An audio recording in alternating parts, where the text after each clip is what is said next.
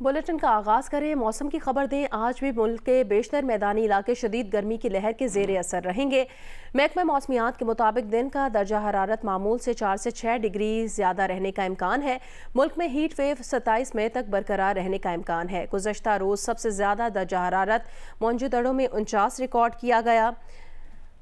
Sibi Jacobabad 48, Larkana coat अद्दू खैरपुर दादू 47, तुरबत रोहड़ी रहीम यार खान उकाड़ा नवाबशाह लसबेला कसूर भक्कड़ 46, लाहौर 44, इस्लामाबाद 41, पेशावर मुजफ्फराबाद 39, कराची 36, कोयटा 33 और गिलगित में ज़्यादा से ज़्यादा दर्जा हरारत 31 डिग्री रिकॉर्ड किया गया।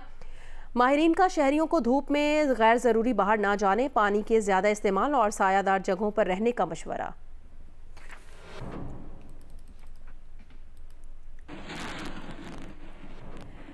बन्नू में गर्मी की वजह से सड़कें सुनसान दिखाई दे रही हैं। गर्मी की तपिश को कम करने के लिए बच्चों ने नहरों का रुख कर लिया है। तफसील बताएंगे बन्नू से जियो न्यूज़ के नुमाइंदे मंजूरुद्दीन। जी, बन्नू में सूरज आग बरसा रहा है। शदीद गर्मी से सड़कें सुनसान है, जिसकी बड़ी वजह एक तो गर्मी और ऊपर से बिजली की लोड शेडिंग। अगर बन्नू में कारोबार की बात की जाए तो गर्मी की वजह से सुबह 10 बजे के बाद गर्मी से कारोबार जिंदगी भी मुतासर हो जाता है। हर कोई साया और सायादार जगह की तलाश में होता है। इधर पहाड़ों पर बारिशों की वजह से नहरों में भी पानी ज्यादा दिखाई दे रहा है। पानी मटियाला होने की वजह से अभी इसमें लोग बहुत कम नहा रहे हैं। कुछ दिन बाद ये पानी भी साफ हो जाता है और इन नहरों पर लोगों की बड़ी तादाद बच्चों समेत इन नहरों पर नहाने आती है। गर्मी में रोज बरोज इजाफा हो रहा है। महकमे मौसमियात ने भी ये हफ्ता गर्मी का शदीद बताया है और कहा है कि बिला जरूरत घरों से ना निकले, अगर निकले तो ठंडे मशरूबात का इस्तेमाल ज्यादा करें। जी, हैदराबाद के शदीद गर्म मौसम में 12 घंटों से ज़ायद बिजली की तवील बंदिश के बायस शहरियों को इंतहाई मुश्किलात का सामना है। तफसील बताएंगे अली नईम। जी बिल्कुल, हैदराबाद इन दिनों शदीद गर्मी की लपेट में है और दर्जा हरारत 45 डिग्री सेंटीग्रेड को छू रहा है। हैदराबाद में आज भी दर्जा हरारत 44 डिग्री सेंटीग्रेड है, जबकि जो गर्मी महसूस की जा रही है वो 45 डिग्री सेंटीग्रेड की है। और इस शदीद तरीन गर्मी के मौसम में जबकि गवर्नमेंट की जानिब से हीट अलर्ट भी जारी किया हुआ है, हैदराबाद के अंदर 12 से 14 घंटे की बिजली की लोड शेडिंग की जा रही है।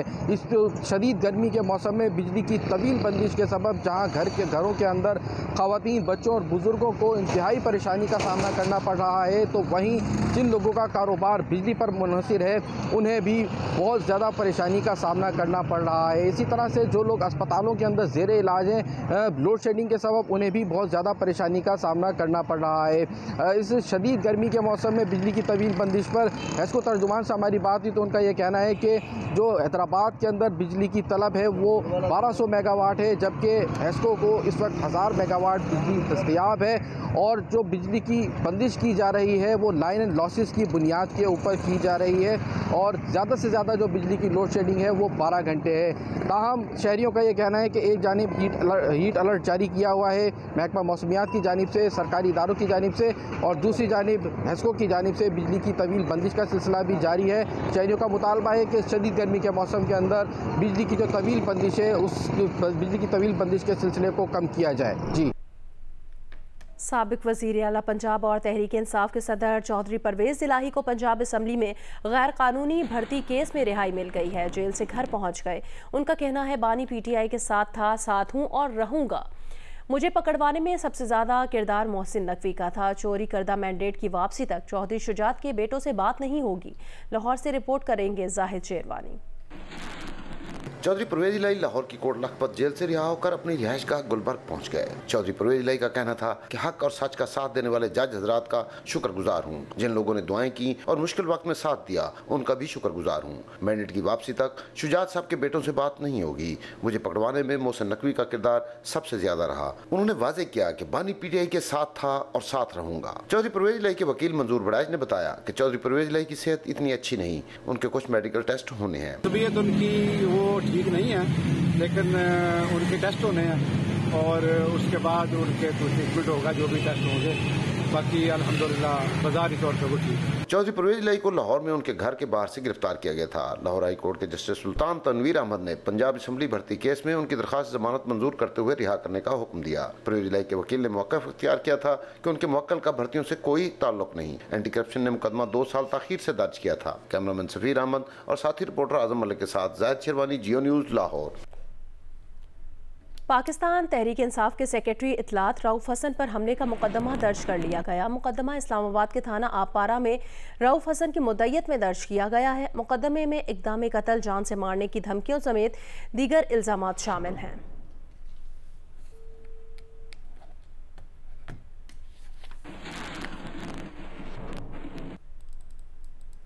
पीटीआई रहनुमा रऊफ हसन पर इस्लामाबाद के G7 मरकज़ में नामालूम अफराद का हमला, ब्लेड मारा, तशद्दुद भी किया।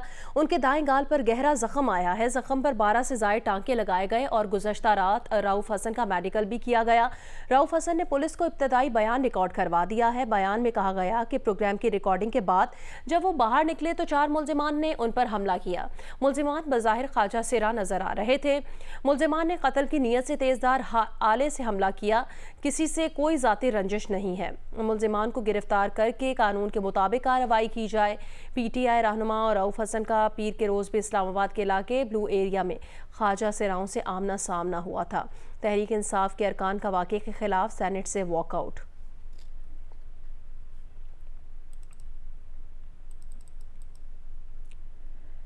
तहरीक इंसाफ के चेयरमैन बैरिस्टर गौहर अली खान ने कहा कि ऐसा लग रहा है रऊफ हसन की ज़िंदगी लेने के लिए हमला किया गया।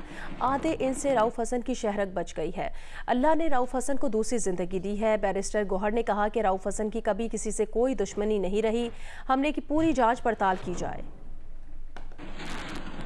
तो उसकी कंडीशन स्टेबल है, लेकिन मैंने ख़ुद देखा है उनको यहाँ चीख पे बहुत जख्म आया है, देयर इज़ टू डीप, और वो यहाँ उनकी जेगुलर वेन पे कोई अटैक करने की कोशिश की गई जो उनको यहाँ लगा है। इस जस्ट हाफ एन इंच का फ़र्क है। इस वक्त उसकी कंडीशन आल्दो अल्हम्दुलिल्लाह स्टेबल है, लेकिन उसकी ज़िंदगी पे यस ऑफ कोर्स अटैक हुआ है। इस वक्त हम प्री सपोज नहीं करना चाहते, पर हम चाहते हैं कि इस वक़ूए की हर एंगल से इन्वेस्टिगेशन हो। लेकिन एक बात पूरे कौम को हम वाज़ेह करना चाहते हैं कि इस किस्म के हथकंडों से पाकिस्तान तहरीक इंसाफ, उसकी लीडरशिप, उसके वर्कर और सपोर्टर मरगूब नहीं होंगे। वज़ीर इत्तलात अताउल्लाह तारड़ ने तर्जुमान पीटीआई रऊफ हसन पर हमले की शदीद मज़म्मत की है। प्रोग्राम कैपिटल टॉक में बात करते हुए कहा, इस्लामाबाद में होने वाले हमले की तहकीकात होनी चाहिए। ख्वाजा सिरा को हिरासत में लिया जाए तो कहानी सामने आ जाएगी। बैरिस्टर अली जफर का कहना था, हमला करके तहरीक इंसाफ के रहनुमाओं को पैगाम दिया गया है कि अगर आप प्रेस कॉन्फ्रेंस करेंगे या पीटीआई की तर्जुमानी करेंगे तो आपके साथ भी ऐसा हो सकता है। एक तासुर है कि अब सहाफ़ियों को और सियासतदानों को हरास करने के लिए ख्वाजा सिराओं को भी इस्तेमाल किया जाता है। तो ये जो वाक़या है, आप नहीं समझते कि इससे जो हुकूमत है उसकी बड़ी बदनामी हुई है? सबसे पहले तो मैं इस वाक़े की पुरज़ोर मज़म्मत करना चाहता हूँ। रऊफ हसन साहब एक सीनियर सियासतदान है। जहाँ ये वाक़या अफसोसनाक है, वहाँ उतना ही ज़रूरी है कि इसकी तहकीकात की जाए और इसकी तह तक पहुँचा जाए कि ये वाक़या क्यों हुआ। ये क्या कोई राजनी की वारदात है या कोई डराने धमकाने की वारदात है, या पाकिस्तान तहरीक इंसाफ के तर्जुमान पर हमला करके उसको कोई पैगाम दिया गया है? यकीनी तौर पे उनके ऊपर जो हमला किया गया है वो एक तरह पैगाम दिया है पीटीआई के जो वर्कर्स हैं और जो लीडर्स हैं कि अगर आप प्रेस कॉन्फ्रेंसेस करेंगे या स्पोक्स पर्सन बनेंगे पीटीआई के, या पीटीआई का मौक़िफ़ पेश करेंगे तो आपके साथ ये भी हो सकता है, और ये एक सिर्फ वार्निंग है, सीरियस भी हो सकती है। कराची में सीटीडी के दफ्तर पर रेंजर्स एहलकारों ने छापा मारकर शहरी को बाजियाब करा लिया। शहरी को 19 मई को हिरासत में लिया गया और रिहाई के लिए भारी रकम तलब की गई थी। आला हुकाम ने वाक़े में मुलव्विस सीटीडी एहलकारों को मुअत्तल करके उन्हें गिरफ्तार करके उनके खिलाफ मुकदमा भी दर्ज कर लिया है। तफसील बताएंगे राहील सलमान। पुलिस के महकमा इंसदाद दहशतगर्दी के एहलकारों की जानिब से कराची में शहरी को हिरासत में लेने और रिहाई के बदले भारी रिश्वत तलब करने का इंकशाफ। कानून नाफिज करने वाले इदारे हरकत में आ गए। पहले सादा लिबास एहलकारों को भेजा गया जिन्होंने रिश्वत की रकम अदा की। उसके बाद बावर्दी एहलकारों की जानिब से छापा मारा गया। 3 पुलिस वाले थे, एक इनका इन्फॉर्मर था जिसमें ये सब इंस्पेक्टर ताहिर है और ASI शाहिद हुसैन है, और ये उमर ख़ान जो बाहर तक छोड़ने आया था जिसकी वीडियो भी हमारे पास मौजूद है, और इनका इन्फॉर्मर उसामा ये 4 लोग थे जिन्होंने पैसों की 1.5 लाख की डिमांड की थी। 15 लाख से शुरू हुए थे, 1.5 लाख तक आए हैं। इन पुलिस वालों पे इस वक्त FIR हो रही है। साथ ही CTD के आला अफसरान भी मौके पर पहुंच गए। CTD के एहलकार इससे कबल भी मुख्तलिफ जराइम में मुलव्विस रहे हैं। मुकदमात के इंदराज और गिरफ्तारियां भी होती रहीं, लेकिन किसी को ऐसी मिसाली सजा नहीं मिल सकी जिससे बाकी एहलकारों में खौफ पैदा हो सके और वो किसी जुर्म का इर्तिकाब न करें। कैमरामैन शेर जमीर के साथ राहिल सलमान, जियो न्यूज़, कराची। किर्गिस्तान से तलबा को लेकर पहली परवाज रात 2 बजे पेशावर पहुंची। बिश्केक से खुसूसी तैयारे के जरिए 290 तलबा वतन वापस आए हैं। पेशावर एयरपोर्ट से तफसीलात बताएंगी जियो न्यूज़ की नुमाइंदा नादिया सबूही। बिश्केक से खैबर पख्तूनख्वा हुकूमत का फ्री एयर सर्विस का पहला तैयारा पहुंच चुका है, जिसमें 290 तलबा मुसाफिर के तौर पर आए हैं। मेरे साथ मौजूद है एक खातून, उनसे मालूम करते हैं कि वो आई हुई है। उनसे पूछते हैं कि उनकी बेटी है या बेटा है जो इस तैयारे में है, तो वो क्या उनके इस वक्त क्या एहसासात हैं, क्या जज्बातें बताएंगी कि इतने दिन आपने बहुत तकलीफ में गुजारे हैं। तो ये बताएं कौन आ रहा है और आपने जो दिन गुजारे और अब हुकूमत के बारे में क्या कहेंगे? मैं तो सबसे पहले तो ये है कि शुक्र अल्हम्दुलिल्लाह कि मेरी बेटी खैर बखैर वाफियत के PK हुकूमत की कावशों से वो पेशावर पहुंची हैं। और अल्हम्दुलिल्लाह मैं बहुत अच्छी सहूलत मिली CM साहब के थ्रू कि हम बाहर से निकले, क्योंकि उधर हम 4 दिन से घर में पड़े थे। हम कोई बीमारी वगैरह थी, ना मेडिसिन था ना फूड था, तो कुछ लोगों को बहुत मसले आ रहे थे। मेरे साथ हैं मुशीर खजाना मुजम्मिल असलम साहब, उनसे बात करते हैं। हमने पूरे पाकिस्तान के बच्चों के लिए तरजीह दी और फिर 290 बच्चे अभी आए हैं। यही जहाज वापस जाएगा, 290 बच्चों को मजीद लेकर आएगा। CM साहब के भाई अंदर है, फैसल अमीन साहब, और हमारी तकरीबन आधी से ज़्यादा काबीना इस वक्त यहाँ पे अंदर है। बाकी मुझे ये नहीं था कि CM साहब ने भी बोला था, लेकिन उन्होंने हम सबको भेजा। पाकिस्तान तहरीक इंसाफ के रऊफ हसन पर हमले की कुछ तफसीलात सामने आई हैं। पाकिस्तान तहरीक इंसाफ के सेक्रेटरी इतलात पर हमले का मुकदमा दर्ज कर लिया गया है। मुकदमा इस्लामाबाद के थाना आपारा में रऊफ हसन की मुद्दत में दर्ज किया गया। मुकदमे में इक़दामी कत्ल, जान से मारने की धमकियों समेत दीगर इल्ज़ामात शामिल हैं। FIR में रऊफ हसन ने कहा कि TV प्रोग्राम में शिरकत के बाद पार्किंग की तरफ जा रहे थे तो हमला हुआ। बज़ाहिर ख्वाजा सिरा नजर आने वाले शख्स उन्हें रोककर हमला किया। इसी दौरान मजीद 3 ख्वाजा सिरा जैसे अफराद आ गए और जानलेवा हमला किया। जान से मारने के लिए तेज धार आले से उनकी गर्दन काटने की कोशिश की। उन्होंने खुद को बचाने के लिए पीछे हटे और उनके चेहरे पर तेज धार आले से कट लगा। 2 रोज पहले ब्लू एरिया में भी ऐसे ही हमले की कोशिश हुई थी। पाकिस्तान तहरीक इंसाफ के सेक्रेटरी इतलात रऊफ हसन पर हमले का मुकदमा दर्ज किया गया है और ये FIR नामालूम ख्वाजा सिराओं के खिलाफ दर्ज की गई है। ईरान के सदर इब्राहिम रईसी, वज़ीर ख़ारजा हुसैन अमीर अब्दुल लहियान और हेलीकॉप्टर हादसे में जाँ बहक दीगर अफराद की नमाज जनाजा आज तेहरान में अदा की जाएगी। ईरान के सुप्रीम लीडर आयतुल्लाह ख़ामनई नमाज जनाजा पढ़ाएंगे। ईरान में यौम सोग के साथ आज आम तातील का ऐलान किया गया है। सदर रईसी की तदफीन मशहद में जुमेरात को होगी। हेलीकॉप्टर हादसे की तफसीलात भी सामने आ गई हैं। 3 हेलीकॉप्टर्स में से एक में मौजूद ईरानी सदर के chief of staff Ghulam Hussain Ismaili का कहना है सदर इब्राहिम रईसी के हेलीकॉप्टर का पायलट तीनों हेलीकॉप्टर्स के कॉन्वॉय का इंचार्ज था। जब हेलीकॉप्टर ने तब्रेज़ के लिए दोपहर 1 बजे परवाज शुरू की तो उस वक्त भी मौसम ठीक था। ताहम 45 मिनट बाद सदर रईसी के हेलीकॉप्टर के पायलट ने दीगर हेलीकॉप्टर के पायलट्स को अहकामात दिए कि वो करीब मौजूद बादल से बचने के लिए अपने हेलीकॉप्टर को मजीद बुलंदी पर ले जाएं। सदर रईसी का हेलीकॉप्टर दीगर 2 हेलीकॉप्टर्स के दरमियान में था। बादलों के ऊपर परवाज के 30 सेकंड बाद हमारे पायलट ने नोट किया कि सदर का हेलीकॉप्टर गायब हो गया है। हमारे हेलीकॉप्टर के पायलट ने फैसला किया कि वो अपने हेलीकॉप्टर से फ़ज़ा में चक्कर लगाए और सदर के हेलीकॉप्टर को तलाश करे। ताहम कई कोशिशों के बावजूद रेडियो आलात से राब्ता न हो सका।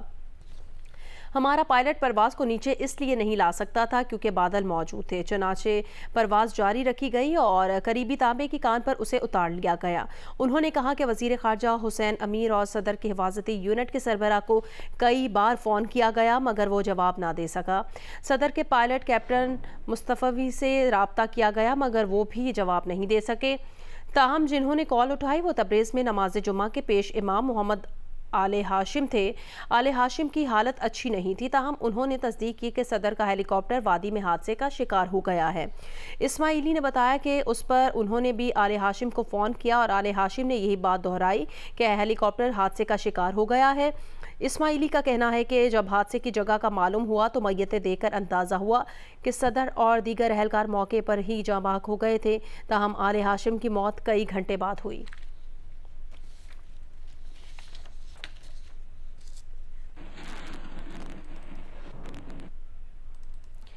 ईरानी सदर के हेलीकॉप्टर हादसे का तज्जिया करते हुए तुर्क मीडिया ने कई गैर मामूली बातों की निशानदही की है, जिसमें यह सवाल भी उठाया गया है कि आखिर ईरानी सदर ने 30 बरस पुराना अमरीकी हेलीकॉप्टर क्यों इस्तेमाल किया और ये भी कि मुसाफिरों की तरतीब क्यों तब्दील की गई। रूसी मीडिया ने तुर्की अखबार के हवाले से कहा कि ईरान के सदर अपने दौरों में आमतौर पर रूसी साख्ता हेलीकॉप्टर इस्तेमाल करते थे, ताहम तब्रेज़ जाने के लिए अमरीकी साख्ता बेल 212 हेलीकॉप्टर चुना गया। ये भी कि सदर के लिए पायलट का चुनाव माजी में पासदारान इनकलाब के एहलकारों में से किया जाता था, ताहम इस बार उनके पायलट का ताल्लुक आर्मी से था। सदर के हेलीकॉप्टर में 3 मुख्तलिफ ट्रैकिंग निज़ाम नस्ब थे, जिनमें GPRS और ट्रांसपोंडेंट्स भी शामिल थे, मगर उसके बावजूद हादसे के बाद हेलीकॉप्टर के मकाम का फौरी तयन नहीं किया जा सका। तुर्क हुकाम के हवाले से बताया गया कि वो हेलीकॉप्टर के सिग्नल नोट नहीं कर सके, जिससे जाहिर होता है कि या तो ये निज़ाम बंद था या मौजूद ही नहीं था। ईरानी ज़राए के हवाले से बताया गया कि परवाज़ से कुछ ही देर पहले मुसाफिरों की तरतीब भी बदली गई थी। वज़ीर ख़ारजा हुसैन अमीर अब्दुल्लहियान और तब्रेज़ के गवर्नर मालिक रहमती को हेलीकॉप्टर नंबर 2 में सफ़र करना था, मगर आखिरी लम्हे तब्रेज़ के पेश इमाम मोहम्मद आले हाशिम को भी उतार दिया गया। वज़ीर ख़ारजा, गवर्नर और पेश इमाम तीनों ही सदर इब्राहिम रईसी के हेलीकॉप्टर में थे और हादसे में उनके साथ ही जाँ बहक हुए। ईरानी हुकाम के मुताबिक हेलीकॉप्टर तकनीकी खराबी के सबब हादसे का शिकार हुआ।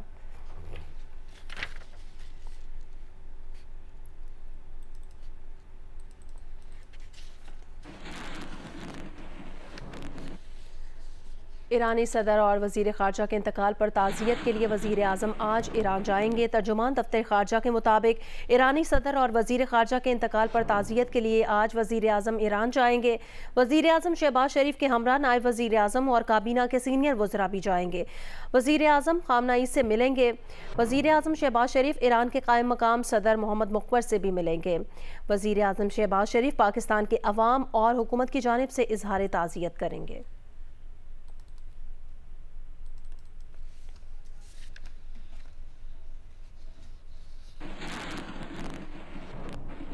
बिजली की लोड शेडिंग की बात करें, ज़िला हंगू में बिजली लोड शेडिंग ने अवाम का जीना महाल कर दिया है। सख्त गर्मी में 18-18 घंटे बिजली की लोड शेडिंग रोज़ का मामूल बन चुकी है। वाबडा हुकाम के मुताबिक ज़िला हंगू में 7 अरब के बकाया जात हैं, जिसके बायस लोड शेडिंग में इजाफा किया गया है। मज़ीद तफसील बताएंगे इसारुल हक कासमी। जिला हंगू में बिजली की नरवा लोड शेडिंग का सिलसिला जारी है और रोजाना 16 घंटों से लेकर 18 घंटों तक लोड शेडिंग की जाती है। शदीद गर्मी और मच्छरों की भरमार के बायस आवाम का जीना महाल हो गया। हंगू की मुंतखब अवामी नुमाइंदे लोड शेडिंग की कमी में वापडा हुकाम के सामने भी बस नजर आते हैं। एक बड़ा अजाब और तकलीफों का एक बड़ा अबजन इसको कह लें, वो लोड शेडिंग की शक्ल में है। वो मच्छरों की बहुतात है, जिसकी वजह से जो बच्चे हैं, खसूसन ख़वातीन हैं, वो मुख्तलिफ बीमारियों का शिकार हो रही हैं। दूसरी जानिब एक्सेन वाबडा इकरामुल्लाह खटक के मुताबिक हंगू के मुख्तलिफ फीडर्स पर बिलों के मद में 7 अरब रुपए बकायजात है। जिस फीडर पर जितनी बकायजात हो वहाँ इतनी लोड शेडिंग की जाती है। गर्मी की शिद्दत के साथ बिजली की लोड शेडिंग ने आवाम का जीना महाल कर दिया है। दूसरी जानिब पेस्को हुकाम के मुताबिक ज़िला हंगू में 7 अरब रुपए की बकायजात है, जिसकी बायस लोड शेडिंग में इजाफा हो गया है। कैमरामैन असमतुल्लाह के साथ इसारुल हक कासमी, GUTV, ज़िला हंगू। बहावलपुर रीजन में जारी हीट वेव के बायस दर्जा हरारत के साथ बीमारियों के शिकार अफराद की तादाद भी बढ़ रही है। तफसील बताएंगे जियो न्यूज़ के नुमाइंदे अमीन अब्बासी। जी, पंजाब के दीगर इलाकों की तरह जिला बहावलपुर भी आजकल शदीद गर्मी की लपेट में है।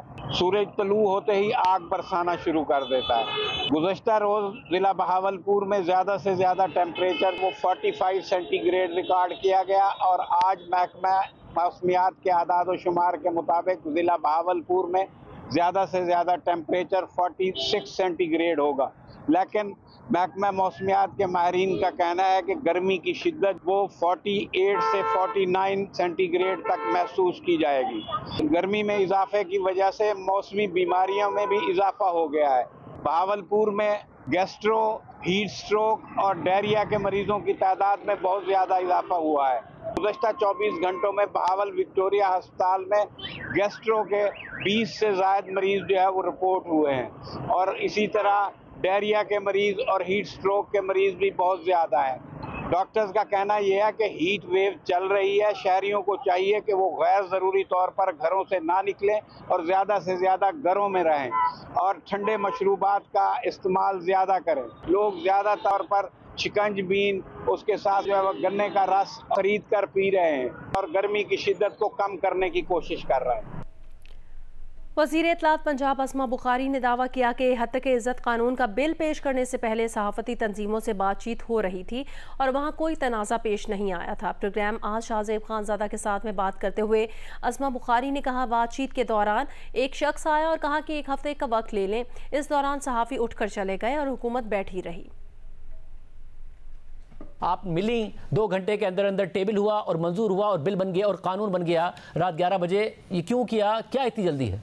पिछले 2-2.5 महीने से इसके ऊपर जो है वो हम काम कर रहे थे। 2-2.5 महीने आप ज़ाहिर प्रेस कॉन्फ्रेंस कर रहे थे, बात कर रहे थे कि आप लोग ऐसा कोई काम कर रहे हैं। डिस्कस किससे कर रहे थे 2-2.5 महीने? हम जाहिर है अपना होमवर्क कर रहे थे। मुशावरत जो 2-2.5-3 घंटे हम आराम से कर रहे थे, हम क्लॉज बाय क्लॉज चल रहे थे और कोई भी कॉन्फ्लिक्टिंग पॉइंट हमारी बातचीत के दौरान नहीं आया। इन दोनों की सिफारिशात भेजने के बाद 2 अमेंडमेंट्स हुई हैं। अच्छी खासी हमारी डिस्कशन 2-2.5 घंटे चल रही थी। बहुत सारे क्लॉज बाय क्लॉज हम पढ़ रहे थे। अचानक से एक साहब एंटर होते हैं और वो एंटर होने के बाद वो एक 2-2 लोगों को हाउस या अपने कमेटी रूम से बाहर ले जाना शुरू कर देते हैं। मैं नहीं उठ के गई, हुकूमत नहीं उठ के गई है बातचीत के लिए। वहां से जो है हमारे सहाफी भाई उठ के गए, सिर्फ एतराज किया था आप इसको अगले हफ्ते तक पेंड कर दें। 1 हफ्ता डिले करने में क्या मसला था? शाहजेब जल्दी है, इस मुल्क में कभी डेफामेशन लॉ आया ही तो नहीं है। आप खुद कह रही हैं आपने किया 2-2.5 महीने होमवर्क, सहाफती तंजीमों से 2-2.5 घंटे की आपने मुशावरत की और आपने कहा अगले हफ्ते तक भी नहीं करूंगी मैं। 2-2.5 घंटे के 4 घंटे हो जाते, 4 घंटे के 5 घंटे भी हो सकते थे, हम बैठे हुए थे। लेकिन वहां से कहा कि बस हो गई कंसल्टेशन, अब इसको अगले हफ्ते पर डाल दें। इतनी जल्दी क्या थी? वफाक में आप ही की हुकूमत है, चचा की हुकूमत है मरियम नवाज साहिबा के, और आप लोगों के पास मेजॉरिटी भी मौजूद है। पाकिस्तान की सोसाइटी के अंदर ना सालों हो गए हैं बेइज्जत होते हुए, इल्जाम लगते हुए, और अभी आप इसको जल्दी कह रहे हैं। मरियम नवाज को ऐसी क्या जल्दी है, क्या प्रेशर है, क्या करना चाहती हैं वो? ऐसा कोई प्रेशर नहीं है किसी के ऊपर, ना कोई प्रेशर डाल। पाकिस्तान के तेज़ तरीन एथलीट और 100 मीटर रेस के नेशनल चैंपियन शजर अब्बास का कहना है वो वाइल्ड कार्ड पर नहीं क्वालिफाई करके पेरिस ओलंपिक्स में हिस्सा लेना चाहते हैं। ओलंपिक्स क्वालिफाई राउंड है, इससे पहले वाइल्ड कार्ड मिलते थे, जिसकी अभी आप रिसेंटली आपको पता है कि अरशद नदीम ने क्वालिफाई कर लिया है, तो इसकी वजह से अब वाइल्ड कार्ड पे नहीं जा सकते। और इंशाल्लाह मेरी ख्वाहिश थी कि मैं अपना पर्सनल बेस्ट करके क्वालिफाई करके ओलंपिक्स में जाता। इंशाल्लाह अभी कंपटीशन आ रहे हैं, उम्मीद है कि इस पे करूँगा, नहीं तो इंशाल्लाह नेक्स्ट ओलंपिक्स के लिए तैयारी करूँगा और वाइल्ड कार्ड पे नहीं इंशाल्लाह क्वालिफाई करके जाऊँगा। हमारे मुल्क में कंपटीशन एक तो बहुत कम मिलते हैं, 1 साल में एक कंपटीशन मिलता है नेशनल का, उसकी डेट का नहीं पता होता कि कब डेट होनी है। तो कंपटीशन ज़्यादा से ज़्यादा मिलने चाहिए, जिसकी वजह से एक एथलीट को बहुत ज़्यादा बेनिफिट मिलेगा। तो इन चीज़ों की वजह से हम थोड़ा सा पीछे रह जाते हैं। हमें साल में एक आधा कंपटीशन मिलना होता है, तो उस कंपटीशन में अगर परफॉर्मेंस अच्छी आ जाए तो ठीक है, वरना ना आए तो उन्होंने यही कहना होता है सब ने कि यार इसका बैड टाइम आ गया। ये इस तरह की चीज़ें फिर सुनने को मिलती हैं। अरशद नदीम भाई साउथ अफ्रीका ट्रेनिंग करने के लिए गए थे, वहाँ पे जैवलिन के अच्छे कोच थे, वहाँ पे फैसिलिटीज़ अच्छी थी जैवलिन की, तो वो वहाँ पे गए ट्रेनिंग करने के लिए। अगर यही चीज़ें हमारे मुल्क में हमें मिलें तो हम बाहर ना जाएं और दूसरे एथलीट को भी फ़ायदा मिले इन चीज़ों का। मेरी भी ख्वाहिश है, जैसे इस टाइम वर्ल्ड में USA की एथलेटिक्स सबसे अच्छी है, वहाँ के स्प्रिंटर बहुत अच्छे हैं, तो मुझे उनमें ट्रेनिंग करने का मौका मिले और मैं भी इंशाल्लाह पाकिस्तान को अच्छे लेवल पे लेके जाऊँ। जैसे वर्ल्ड के जो अच्छे एथलीट हैं वो वेदर के हिसाब से ट्रेनिंग करते हैं, जिस कंट्री में उन्होंने खेलना होता है वो वहाँ का वेदर चेक करके उस हिसाब से अपनी ट्रेनिंग करते हैं।